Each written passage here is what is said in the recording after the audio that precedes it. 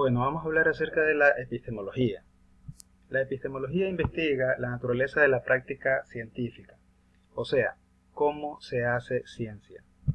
Esto porque la naturaleza presenta regularidades, uniformidad y es inteligible, o sea, es comprensible.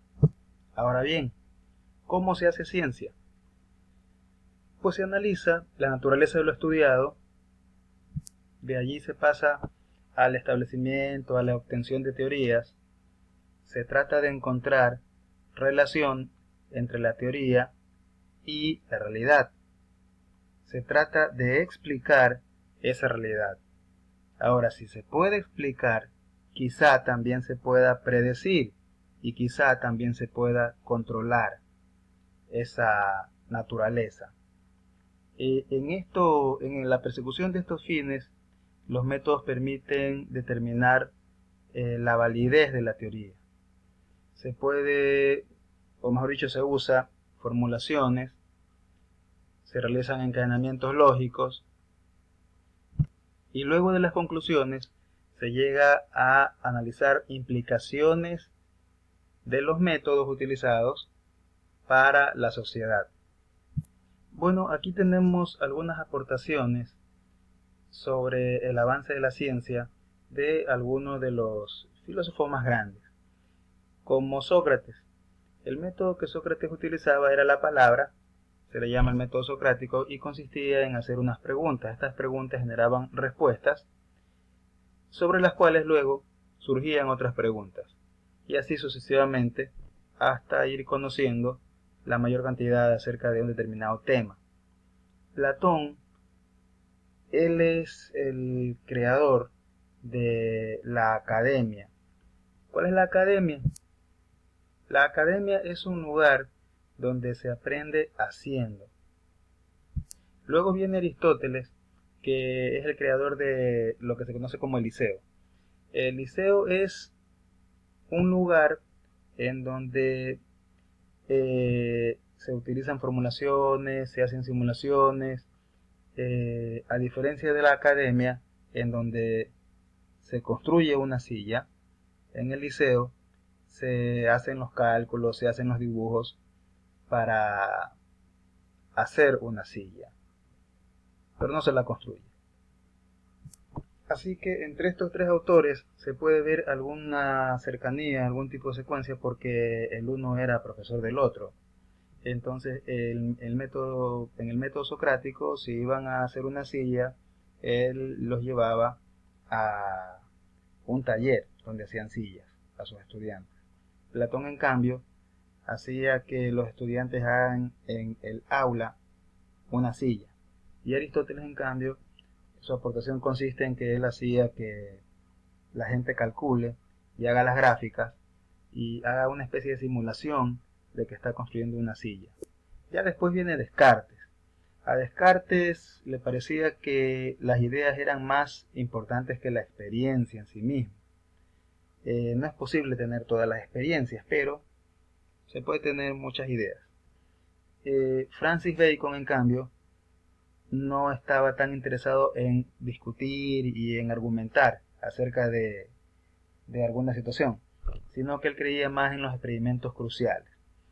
Los experimentos cruciales son quizá más útiles en las ciencias cuyo objeto de trabajo es la materia.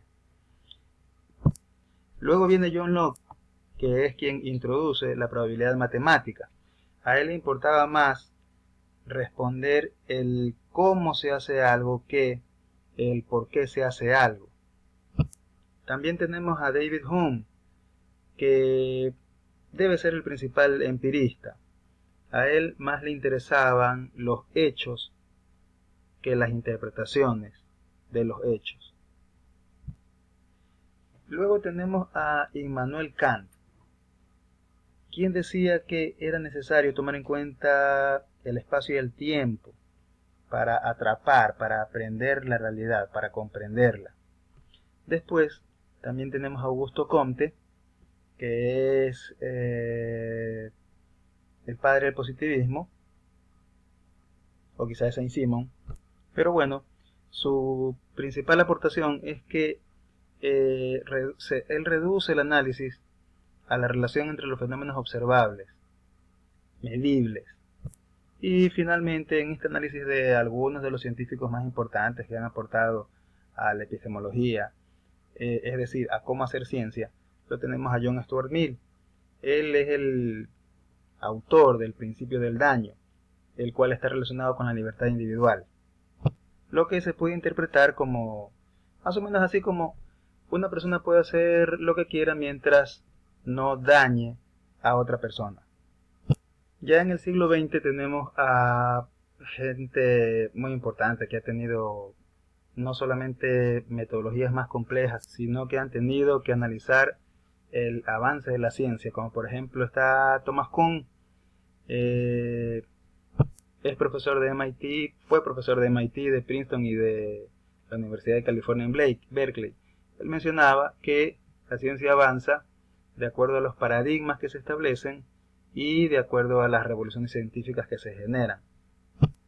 Imre Lakatos fue profesor de la London School of Economics. Él en cambio mencionaba que la ciencia avanza de acuerdo a los programas de investigación, a la priorización que hagan los países de acuerdo a sus necesidades.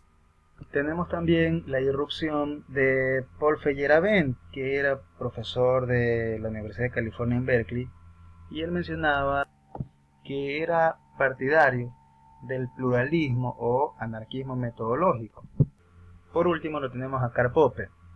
Él era profesor de la London School of Economics y es autor del método del falsacionismo, es decir, el método hipotético deductivo, que básicamente consiste en utilizar una teoría mientras ésta funcione.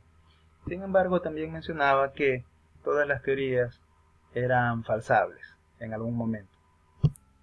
Y bueno, aquí tenemos algunas ciencias con sus respectivos métodos